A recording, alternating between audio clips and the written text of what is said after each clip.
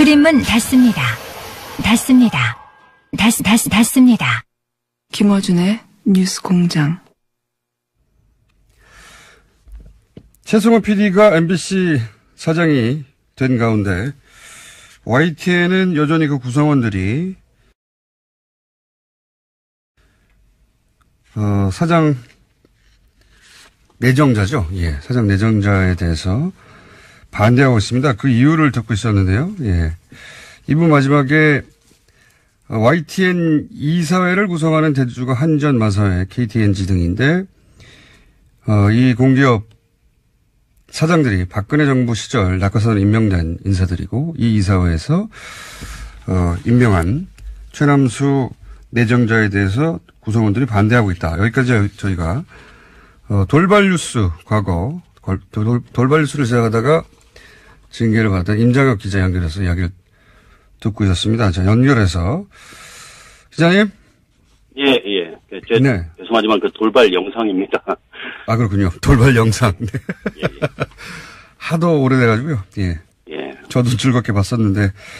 자, 그렇게 낙하산으로 임명된 공기업 사장들로 구성된 이사회에서 네. 최남수 지금 사장 내정자를 선임했고, 그래서 임명 절차를 받다가 구성원들이 반대해서 지금, 대치 국면인데, 예. 최남수 사장 내정자가 그런 이사회에서 선임됐다. 이외에 또 반대하신 이유가 있습니까, 구성원들이? 일단 이제 구조적으로는 저희는 이제 적폐청산의 가장 걸림돌이 될 인사를 적폐들이 이제 뽑았다는 거에 대해서 이제 분노하고 있는 거고요. 네네. 이분의 개인적인 그 이유, 그 배경에도 저희들이 또 정서적으로 용납되지 않는 부분이 있습니다. 일단 이 회사가 어려울 때마다 네. 두 번이나 이제 그 스스로 YTN 싫다고 떠난 사람인데 말하자면은 두 번이나 탈영했던 사람이 이제 부대장을 하겠다고 나선 셈이고요.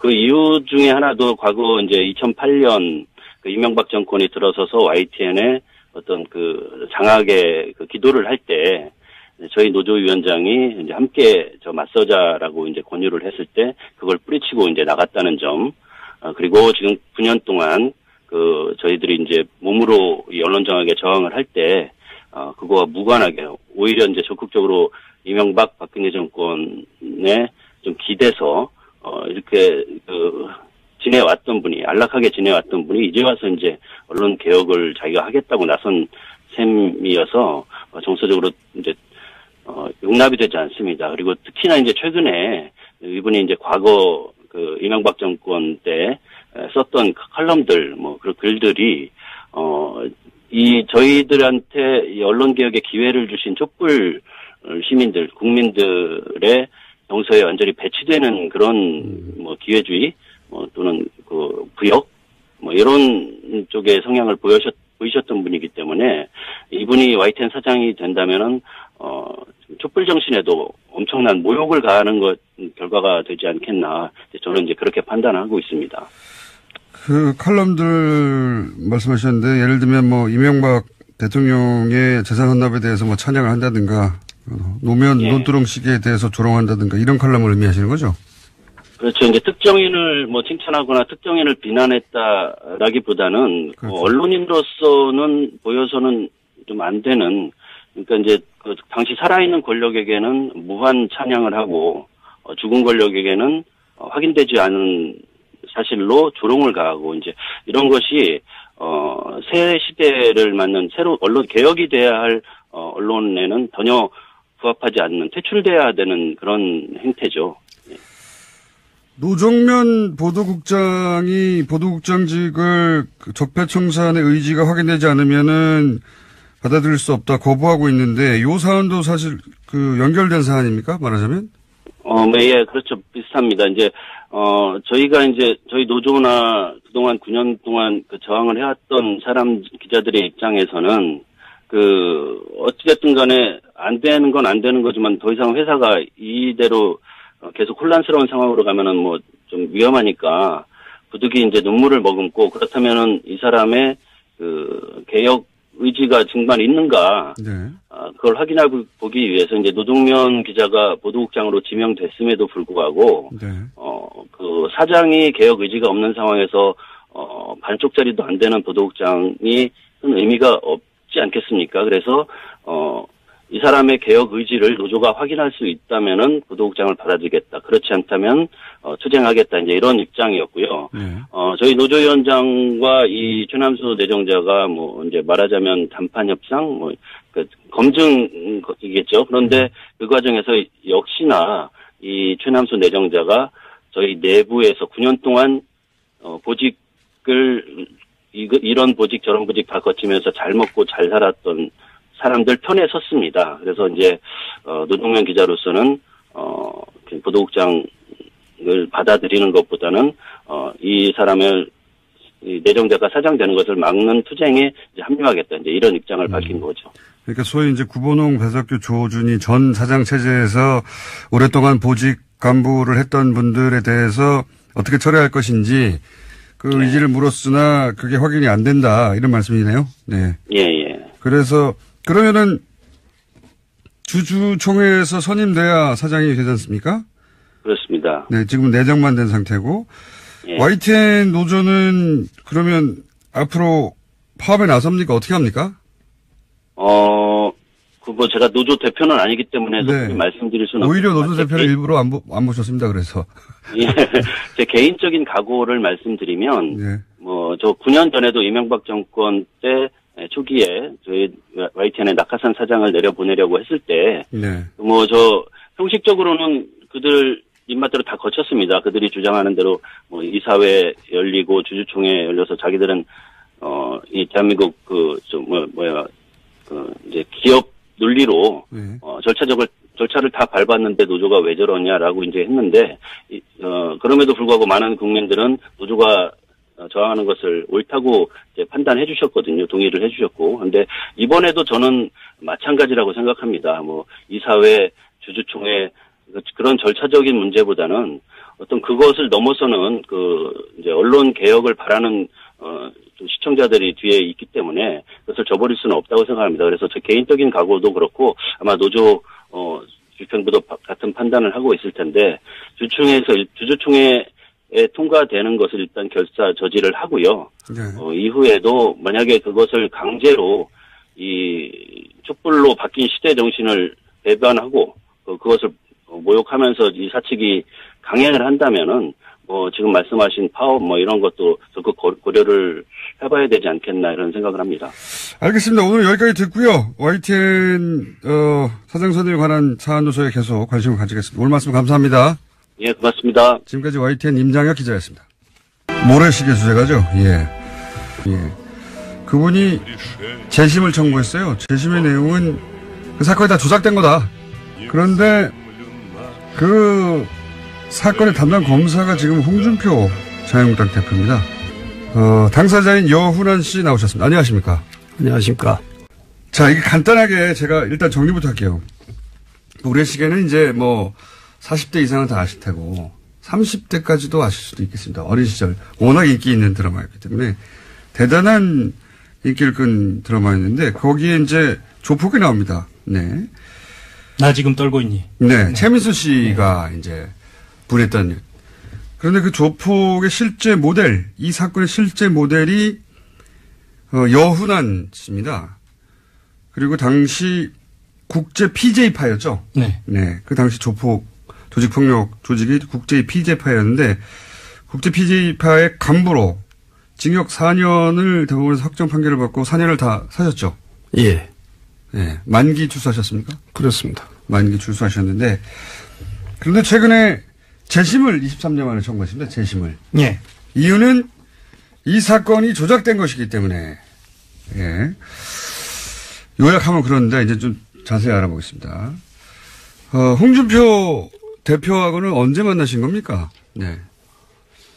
처음 얼굴을 대면했던 것은 91년도 7, 8월경으로 기억하고 91년도 있습니다. 7, 8월. 예. 혹시 본인이 국제 PJ파의 간부 혹은 보스셨나요? 전혀 그렇지 않습니다. 전혀 그렇지 않다는 건 보스가 아니었다는 겁니까? 간부가 아니었다는 겁니까? 아니면 PJ파 자체와 관련이 없다는 겁니까? PJ파 자체하고 전혀 관련이 없다는 겁니다. 잘 이해가 안 가는데. 네. 전혀 무관하시다는 거죠? 예, 그렇습니다. 그 파하고는 전혀 무관합니다. 그러면 제가 몇 가지 짧은 질문을 드리자면, 그때 이제 그 홍준표 당시 검사에게 칼을, 그때는 택배가 없었죠? 그렇죠. 네. 직접 배달을 해야 되죠. 칼을 배달해가지고 유명해진 그 칼 배달 사건인데, 그건 직접 그러면 배달하셨습니까? 전혀 그것도 사실과 다르고요. 당시 저는 홍준표 씨하고 한 아파트 한 동에 같이 살았습니다. 아, 그래요? 예. 네. 그런데 그 선물 세트라고 하는 것이 독일산 그 henkel 주방용 칼 세트입니다. 유명한 칼 세트네. 예. 이제 그 선물을 추석이 돼서 추석 선물용으로 제 친구가 수입 전자상을 그때 열었는데. 아, 그러니까 유명한 칼을 선물하신 적은 있고. 선물이 잘못 갔습니다. 예. 선물도 잘못 간 것이고. 예. 선물이. 그러니까 저는 그 선물을 보내는 제 지인들 리스트에 홍준표 씨는 없었죠. 근데 어떻게 글로 왔을까요? 없었는데, 이제 저희들 그 직원 이제 수행 기사가 홍준표 씨하고 한 라인에 살고 있는 제 주치, 홍준표 씨하고는 가운데 이름만 틀린 제 주치 홍순표 씨라는 분이 있었어요. 근데. 정말요? 예. 홍순표 씨가 같은 처음 보게 되는 지금 내용이네요. 예. 홍순표 씨가 있었는데. 홍순표 씨한테 그 선물을 보냈는데. henkel 좋은 칼이죠. 그때 당시에는 아주 한 15만 원 정도 가격이 호가된 것이어서. 지금도 명품 칼입니다. 네, 지금 그때. 어쨌든 그런 칼을 보냈는데 그 운전기사분이 실수를 해가지고 같은 동에 있다 보니까. 아닙니다. 운전기사가 거기 선물을 갔는데 그분이 마침 또 공교롭게 그 해외 세미나를. 홍순표 씨가. 예, 가 있어서.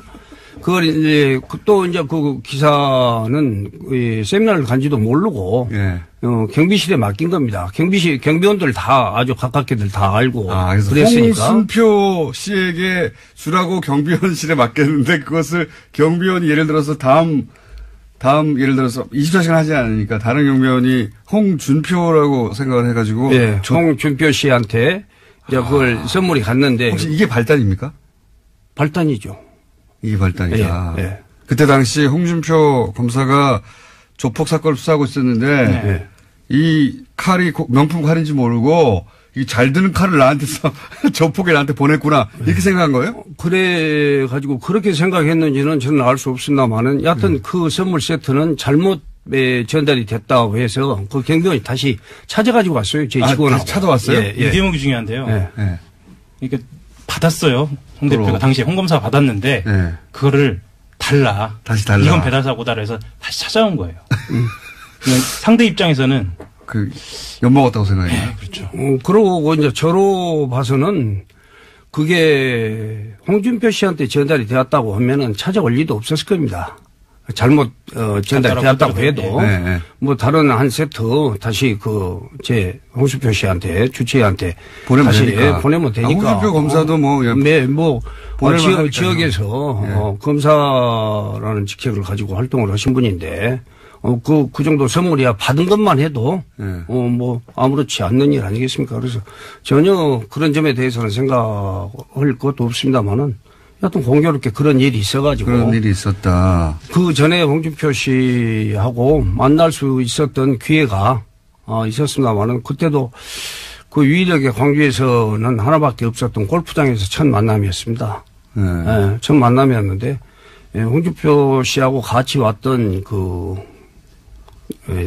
친구가 홍준표 씨하고 인사를 좀 한번 하면 어떻겠냐 하는데 내가 골프장에서 저도 지인들하고 와서 또 클럽하우스에서 식사를 하는 자리여서 또 이제 홍준표 씨를 찾아가서까지 인사를 꼭 드려야 되는 그런 입장이 아닌 것 같고 그래서 그냥 제가 거절했던 적이 있었어요. 처음 본 거는 골프장에서 보셨고. 예, 그렇습니다. 처음 또 연결된 인연 칼 배달, 5배달 사건이네요. 네, 이 두 가지 사건이 모두 다 당시 홍준표 검사의 자존심을 자극하는데요. 홍준표 대표가 내놓은 자서전에 이 대목이 등장합니다. 그러니까 첫 번째 대목, 그러니까 처음 만났던 대목에서는 어떻게 묘사를 하냐면요. 이 영은환 씨 같은 경우에는 지금 본인한테 먼저 홍준표 당시 검사 쪽에서 와서 만나자고 했다라고 이야기를 하는데 홍준표 검사가 써놓은 걸 보면 자기의 지인이 영은환 씨라는 사람을 만나보지 않겠습니까라고 이야기를 했고 홍준표라는 사람이 아니 내가 어떻게 조폭을 만나느냐라고 묘사되어 있어요. 조폭을 만나느냐. 예. 그 당시에 이미 본인은 영은환 씨를 조폭으로 특정하고 있었다. 이런 식의 이제 진술이네.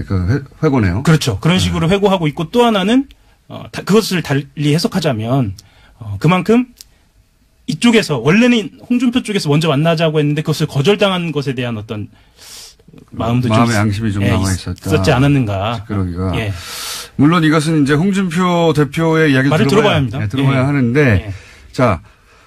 그럼 이렇게 그러면 당시 사업을 하고 계셨던 겁니까? 그렇습니다. 조폭과는 전혀 무관하십니까? 예, 저는 74년도에 참 이제 저희들 어린 시절에 뭐 젊은 시절도 아니고 어린 시절이라고 할 수 있습니다. 어린 시절에 제가 이제 방황하고 뭐 패거리들하고 몰려다니고 또 사고도 나고 그랬던 적이 있었어요. 20대 초반에요? 예. 아닙니다. 10대 때부터 20대 약간 방황은 있으셨어요. 그렇죠. 10대 후반부터. 10대 후반.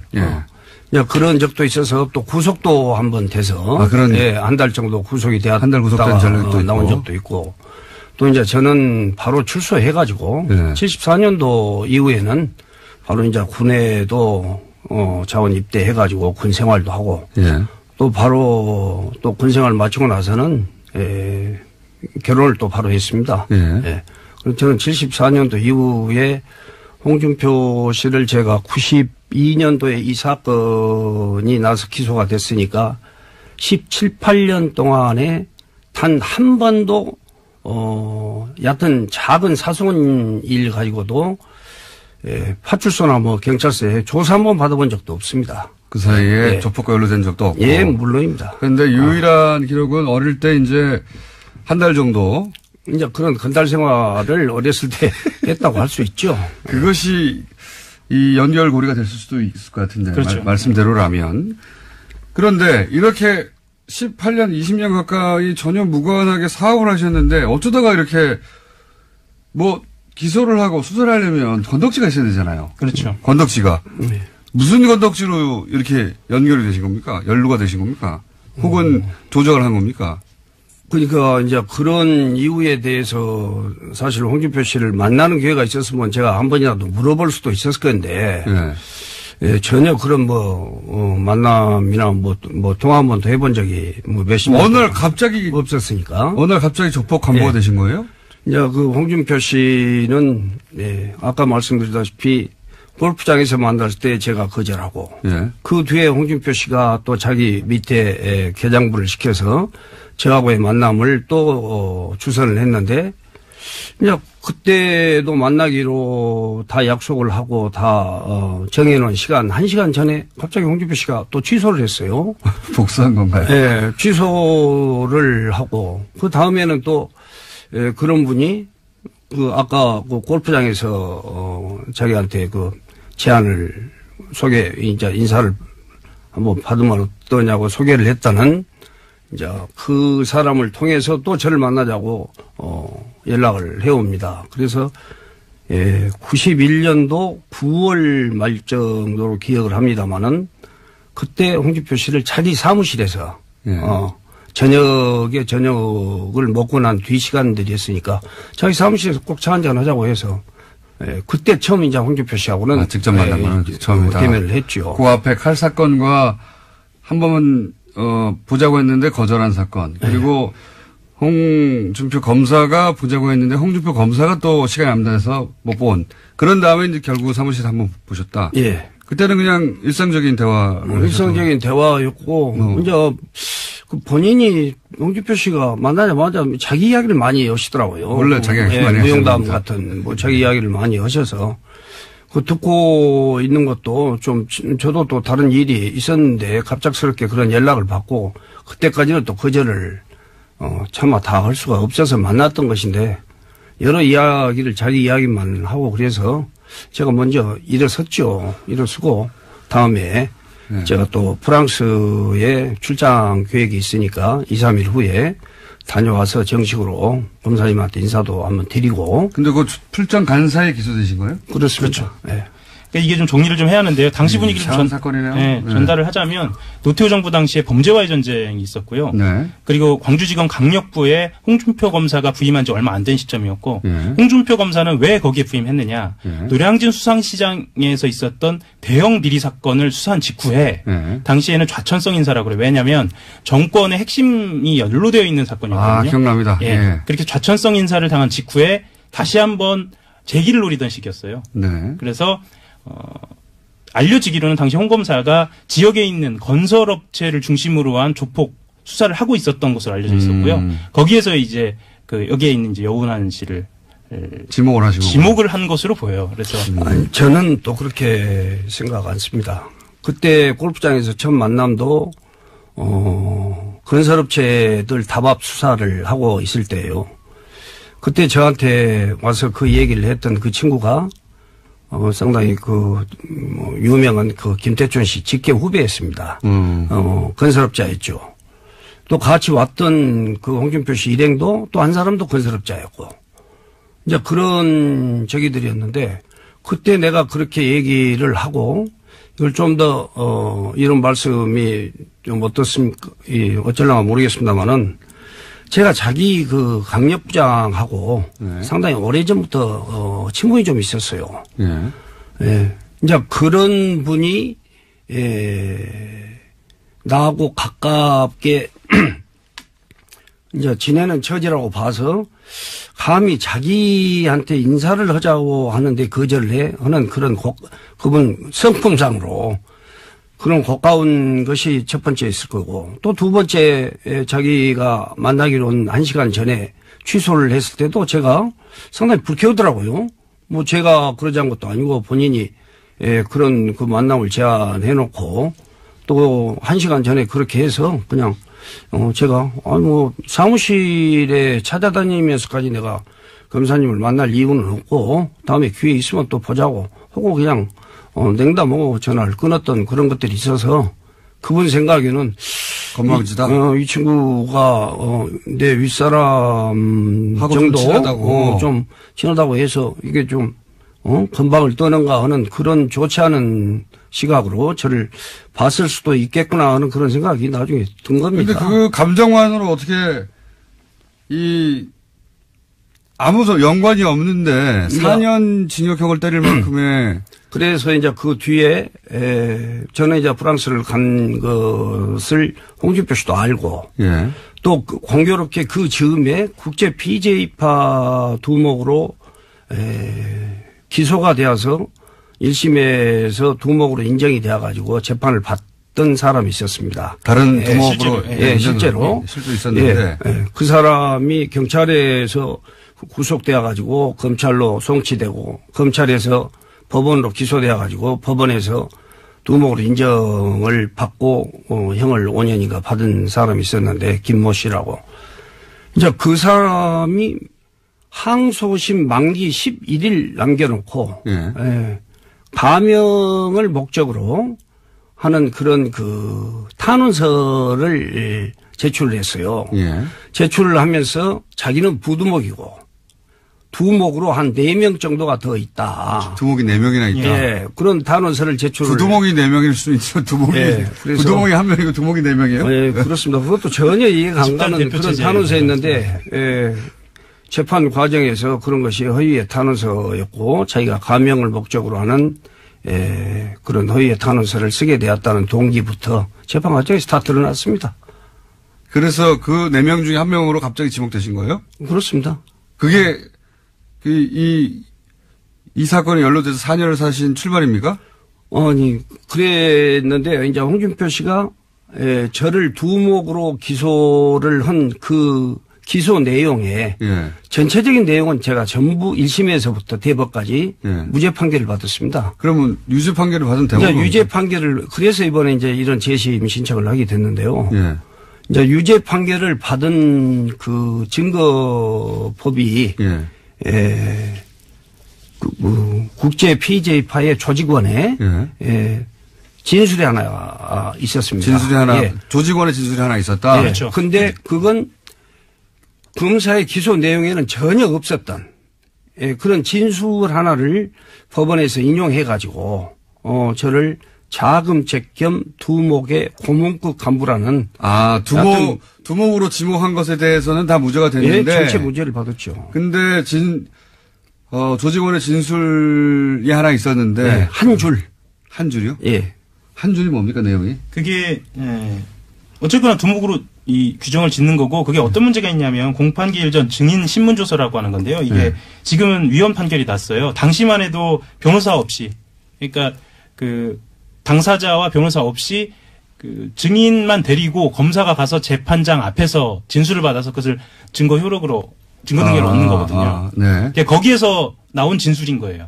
아하. 그러니까 검사가 예. 조직원 하나를 데리고 와가지고 그렇죠. 이 사람이 하는 얘기 들어보라고 판사 앞에 가가지고 얘기를 들어보라고 한 얘기 중에 무슨 얘기 나온 겁니까? 그러니까 여기에서 이제 말씀하신 자금책 및 어떤 그 한 줄이라는 게 어떤 게 있었냐면요. 재판 과정에서 이제 다 그게 나왔습니다만은 그 조직원한테 여운환이라는 사람이 국제 PJ파에서 했던 일은 뭐이냐 하고 물었습니다. 네, 뭐이냐라고 물었습니다. 뭐가 있냐. 그러니까 그 사람이 졸제 그런 기억나는 일이 없고 그런 일이 없었으니까 축구 시합을 하는데 찬조금을 좀 내놓은 적이 있고 뭐 두목의 자기 두목 그 김모 씨한테 뭐 사건이 나면은 피해라. 그런 전화를 김모 씨한테 해줬다고 들었습니다. 그게 다입니다. 그게 다예요? 예. 그러니까 축구 시합할 때 찬조금을 냈고 사건이 나면 피해라고 하는 전화를 했다는 이야기를 들은 적이 있다. 두목한테. 두목한테. 그렇게 하니까 그런 전화 하신 적이 있고요? 없죠. 그럼 축구 시합에 뭐 저희들은 그런 전화나 찬조금을 낸 적도 없고요? 전혀 없죠. 그것은 그래서 두목으로 기소를 한 사건을 전체적으로 무죄를 주면서 마치 자금책 겸 두목의 고문급 간부라고 한다면은 두목의 고문급 간부라겠습니다. 그렇게 한다면은 두목 심부름이라 하는 사람인데 완전히 우리 말로 시샘 말로 최고의 폭력 조직의 두목에서 완전 호구로 전락이 된 그런 판결을 받아버렸습니다. 돈 실무를 하는 사람으로 막 바꾼 거예요? 돈이나 뭐 축구 시합을 하는데 뭐 음료수 값이라도 내놓고 뭐 하는 그런 사람. 또 그런 사람이었다면 홍준표 씨가 저를 그런 적으로 기소를 할 리가 없죠. 막 1계급 특징을 걸어놓고 했는데. 여기서 칼베다 사건이 중요한데요.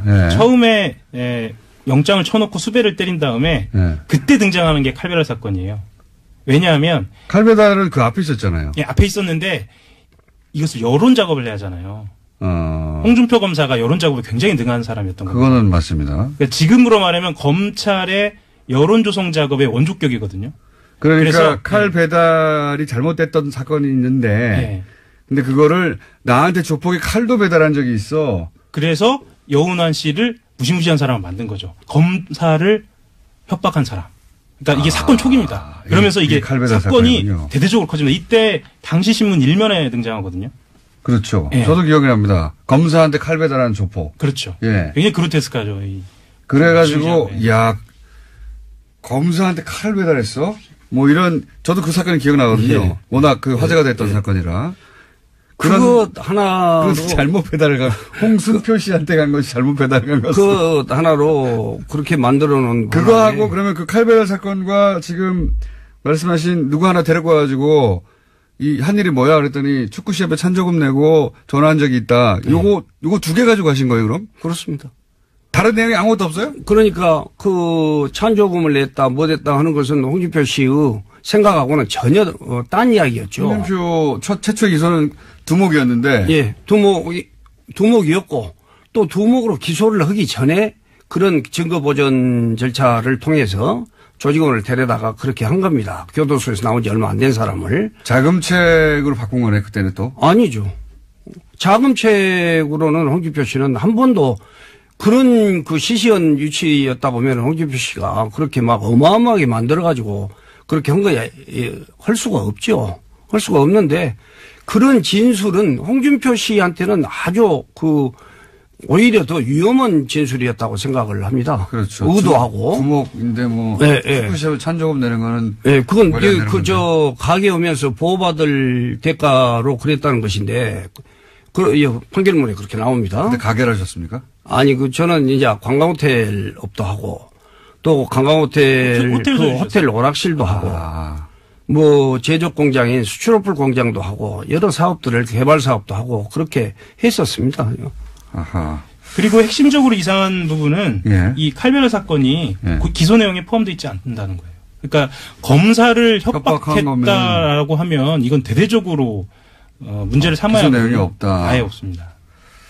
자, 그러면 그 두 가지가 전부인데 이게 어떻게 이 두 가지만으로 대법원 확정 판결이 나죠? 그러니까 그것은 검사의 기소 내용에 대해서는 재판부가 전체적으로 전체를 무죄를 다 줬습니다. 혐의 없는 걸로.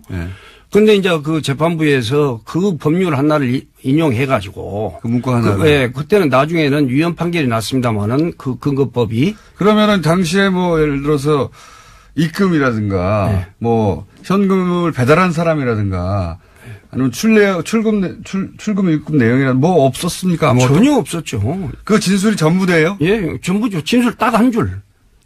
그 실제로 이 국제 PJ파라는 이름의 연원이 어떻게 나왔는지부터 시작해서 이걸 어떻게 구성했는지까지 다 이 연원 씨를 중심으로 해서 이미 각본이 짜여 있었고 가장 핵심적으로 필요했던 건 조직원의 진술이었던 것 같아요. 그러니까 사건을 다시 복귀해 보니까. 나중에 끼워 맞춘 것이다. 예. 그렇게 연원 씨는 지금 주장을 하고 있는 거고 사실 홍준표 대표는 26년 동안 대답을 하고 있지 않은 거고요.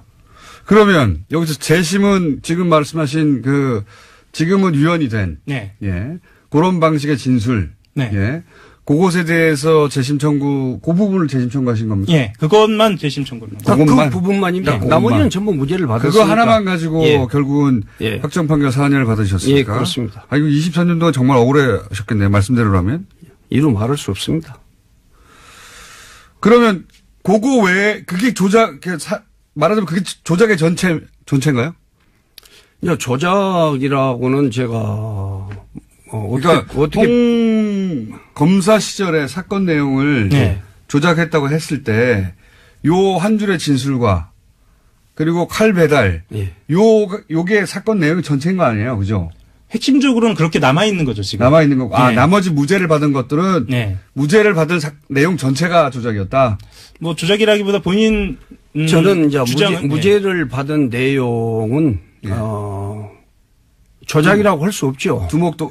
홍준표 씨가 그런 자기의 시각으로 자기 생각을 가지고 그렇게 구성을 한 것이다. 열심히 뭐 수사해서 저를 기소를 했지 않겠습니까? 했는데 이제 그 부분에 대해서는 전체적으로 1심에서부터 무죄를 받았던 거니까. 그 조폭의 PJ파의 두목이라고 하는 부분들은 그건 다 없어진 겁니다. 다만 1심, 2심 대법원은 다 무죄 판결을 받았고. 홍준표 씨가 그런 전혀 맞지 않는 칼 배달 사건이랄지 뭐이랄지 하는 것도 그 해프닝이었고 또 그 점에 대해서도 너무나 당사자니까 잘 아는 일을 또 수사나 공판 과정에서 단 한마디 언급도 없었던 그런 일을 가지고 처음에 제가 불란서에서 돌아가지고 바로 내려가겠다고 하니까 일단은 그걸 좀 제지하더니 자기가 그냥 언론에 그걸 내고 방금 말씀하신 거는 홍준표 검사하고 지금 통화를 하고 있었다는 얘기예요. 요원한 씨가 지금 내고 한마디로 모래시계 사건 자체가 가짜라는 얘기네요. 모래시계 사건은 그렇다고 했어요. 완전히 가짜죠. 완전히 날조된 거죠. 심지어 어떤 내용도 나오냐면요. 그 영은한 씨가 제출한 그 재산 목록이 있거든요. 이 재산 목록에 모래시계 그 화면에 등장해요. 아, 그래요? 네. 그만큼. 왜냐면 이게 모델이었으니까요. 그만큼 모델은 모델이었어요. 근데 알고 보니까 그 사건이 영은한 씨 주장을 그대로 받아들인 다음에 이건 조작이죠. 야, 이거 굉장히 충격적인 내용인데요. 칼 배달 사건을 그렇게 포장해서 그렇게 자작해서 날조시켜서 만든 이걸로 홍준표 씨는 정치에 입문도 했다고 저는 봐집니다. 그리고 전혀 없었던 그런 수사할 때 한마디 언급도 없었던 그런 일들을 어떻게 그렇게 만들어가지고 그런 일이 있을 수가 있거든요. 그 사건에서 가장 핵심적인 그 증거라고 한다고 하면 그 이상의 증거가 어디가 있겠습니까? 자, 알겠고요. 네. 오늘은 여기까지 듣고요. 네. 저희가 홍준표 대표, 혹시 홍준표 대표 반론 청구 지금까지 홍준표 대표는 이 사안에 대해 실제로 이게 책이 나왔거든요. 네. 책이 나와서 지금 말씀드린 내용이 거기에 포함되어 있어요. 네. 홍준표 대표는 일체 대응하고 있지 않습니다. 그렇군요. 네. 저희가 한번 뉴스공장에서 한번 반론을 해보겠습니다. 예, 반론을 하실지는 모르겠는데 지금 영원한 씨 주장대로 하면 그동안은 이제 재심을 청구 못 하셨는데 지금 재심 청구하시면서 밝히는 이 내용이 충격적이거든요. 사실은. 야, 오늘 여기까지 하고요. 당사자 반론을 저희가 한번 요청해보고 반론이 없으면 또 한번 모시겠습니다. 반론이 없기 때문에 오늘 여기까지 일단 첫 번째 순서로 들어보겠습니다. 요거 금방 끝날 사건 아닌 것 같거든요. 네. 네. 23년 만에 재심을 청구하신 모래시계의 실제 주인공 여운환 씨 그리고 한겨레 21의 밉상 하영 이슈팀장 이었습니다. 다시 모시겠습니다. 감사합니다. 예, 감사합니다.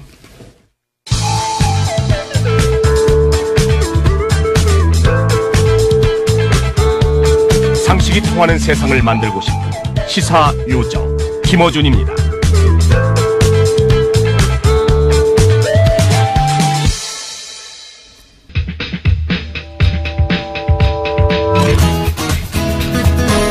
네, 제가 오늘 전체적으로 시간을 까먹어가지고 한 5분에서 10분까지 밀려서 불친절 AS 없습니다. 윤상원 위원님 시간이 안 나와가지고 안녕하십니까? 네, 안녕하십니까? 임문결 소장님, 자 빨리 해보죠. 오늘 주제 뭡니까? 네, 오늘 주제 정신이 이스라엘. 예. 이스라엘 요즘에 국제적으로 큰 뉴스가 되고 있기 때문에 네. 트럼프 대통령이 이스라엘의 수도로 예루살렘을 인정하겠다 네. 발언하지 않았습니까? 그 이후로 이제 중동에 있는 모든 이슬람 국가뿐만 아니라 이 동아시아에 있는 이슬람 국가들까지 상당한 지금 그 큰 파장이 일어나고 있습니다. 난리가 났어요. 난리가 예. 났어요. 예. 그래서 실제 급기야는 이슬람의 성지이기도 하거든요. 네. 예. 급기야는 이제 폭력 사태, 사망자까지 나오고 예. 있는 굉장히 걷잡을 수 없는 사태로 치닫고 있고 판도라 상자가 열렸다. 예. 이런 얘기까지 나오고 있는데 도대체 그러면은 왜 이스라엘 수도 이렇게 생각하시는 분들이 있어요. 이스라엘의 수도가 예루살렘 아니었나? 아닙니다. 텔아비브예요. 아니죠. 예. 그래서 텔아비브라고 하는 이 저쪽에 해안 도시가 예. 공식적인 수도인데 이게 지금 문제가 어떻게 된 거냐 이거를 우리가 한번 짚어봐야 저는 말 안 하려고 하니까 빨리 말씀하십시오. 그래도 오늘 다 얘기를 끝낼 것 같지는 않아요. 네, 또 하면 됩니다. 네. 다음 주에 또 하면 되니까. 네. 그러니까 이게 사실 우리가 이 코너 우리 처음 시작할 때부터 이스라엘 얘기를 했었죠. 맞습니다. 그러니까는 그 지역에 팔레스타인 지역에 이스라엘과 팔레스타인이 거의 동시에 들어왔는데 이스라엘이 점령을 했죠 처음에. 그래서 1000년 동안을 이제 지배를 했습니다. 근데 그 이후로 이스라엘이 그 지역에서 이제 떠나죠. 네. 그러면서 그 이후로 2000년 동안을 팔레스타인이 지배를 하죠. 그러다가 이스라엘이 1949년에 48년에 건국을 하죠. 그러면서 이 예루살렘 지역이 이제 문제가 되기 시작을 하는 것인데 아까 말씀하셨다시피 예루살렘은 역사적으로 그리고 종교적으로 굉장히 중요한 지역이죠. 그러니까는 기독교, 유대교, 그다음에 이슬람교가 모두 성지를 그곳에 가지고 있습니다. 이게 그러니까 우리 고조선 시대 네. 쪽에 그때 내 땅이었다니까 아니야 그때 그 다음에 바로 내 땅이었잖아. 그렇죠. 고조선 시대 이야기예요, 이게. 네. 그래서 이걸 어떻게 트럼프가 지금 해결할 수 있습니까? 실효적 지배라고 하는 어떤 그런 것으로도 풀 수가 없는 이유가 우리 중동 전쟁이라고 해서 이제 1차, 2차, 3차 있었지 않습니까? 근데 3차 중동 전쟁에서 이스라엘이 대승을 거두죠. 그러면서 점령했던 모든 땅들, 그 안에는 시나이 반도도 들어가잖아요.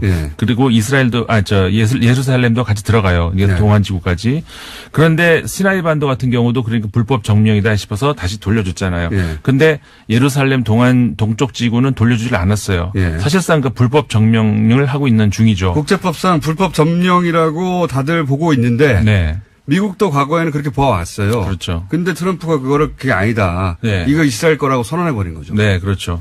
그러니까 이스라엘 자체적으로는 그 수도가 예루살렘이다라고 자기들끼리는 선포를 해버렸는데 국제사회는 인정 안 했거든요. 거기에 반발해서 국제사회가 외교관들을 철수시키기까지 했거든요. 그리고 이제 거의 대부분의 그 대사관은 아까 말씀하셨던 텔라비브에 다 있습니다. 거기가 수도니까. 미국도 거기. 근데 미국에서 이거를 예루살렘으로 옮기겠다. 이렇게 발표까지 한 거죠. 그러면서 공식적으로 미국 트럼프 대통령이 말을 했다고 미국의 공식 입장이라고 우리가 과연 할 수 있을까는 우리가 생각할 수 있지만. 끝나갑니다. 어쨌든 그렇게 트럼프 대통령이 발표를 해버린 거죠. 3,000년 된 갈등에 불을 지른 겁니다. 그래서 이게 역사적으로 무슨 의미일까? 이거를 다시 짚어봐야 다음 되는데. 주에 해야 합니다. 다음 주에 짚어봐야 되겠습니다. 김태원 의원이었습니다. 안녕.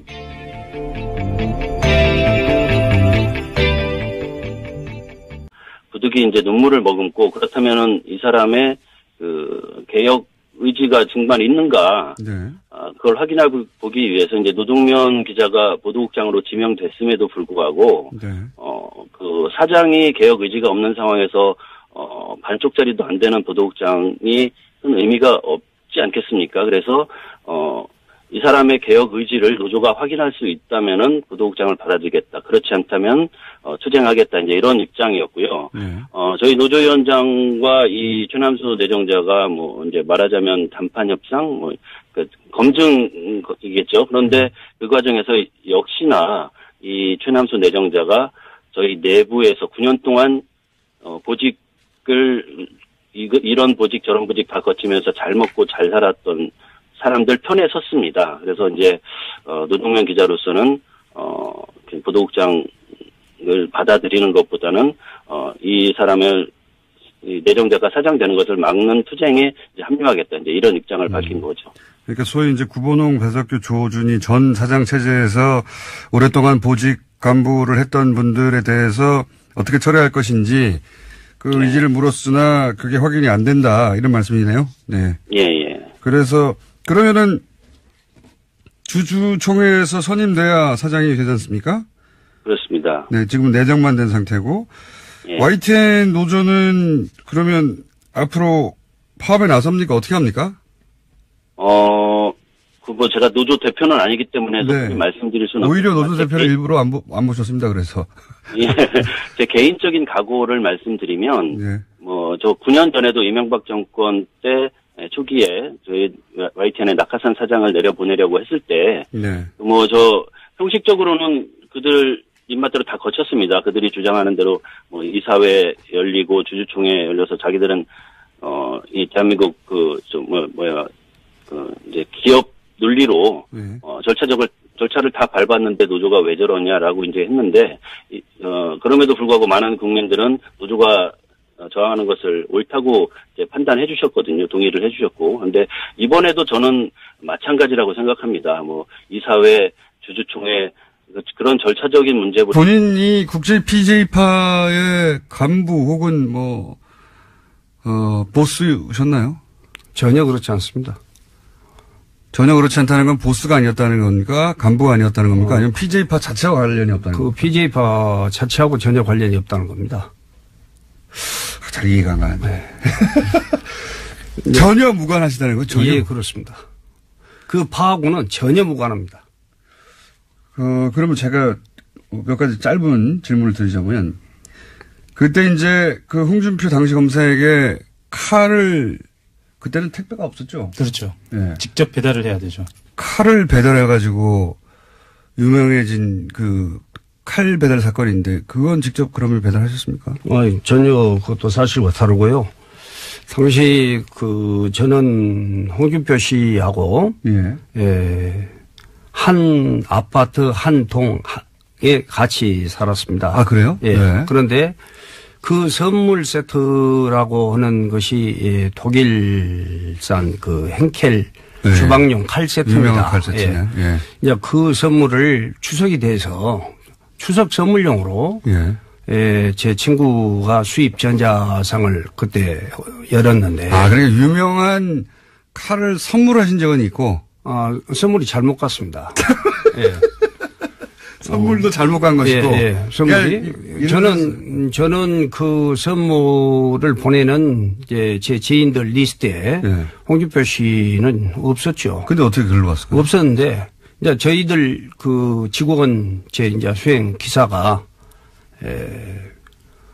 홍준표 씨하고 한 라인에 살고 있는 제 주치, 홍준표 씨하고는 가운데 이름만 틀린 제 주치 홍순표 씨라는 분이 있었어요. 근데 정말요? 예. 홍순표 씨가 같은 처음 보게 되는 지금 내용이네요. 예. 홍순표 씨가 있었는데 그 홍순표 씨한테 그 선물을 보냈는데 henkel 좋은 칼이죠. 그때 그 당시는 구하기도 어려운. 아주 한 15만 원 정도 가격이 호가된 것이어서 지금도 명품 칼입니다. 네, 지금 뭐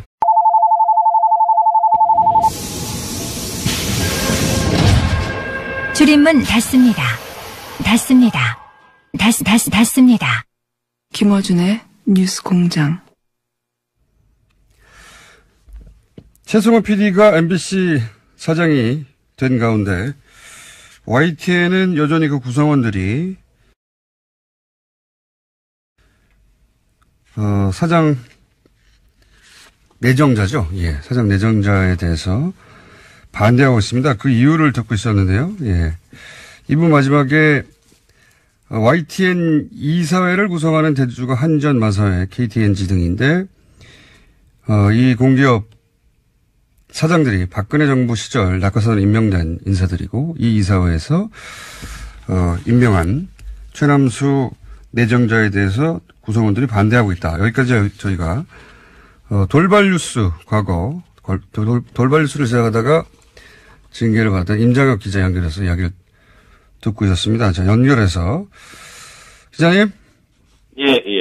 네. 죄송하지만 그 돌발 영상입니다. 아, 그렇군요. 돌발 영상. 네. 예.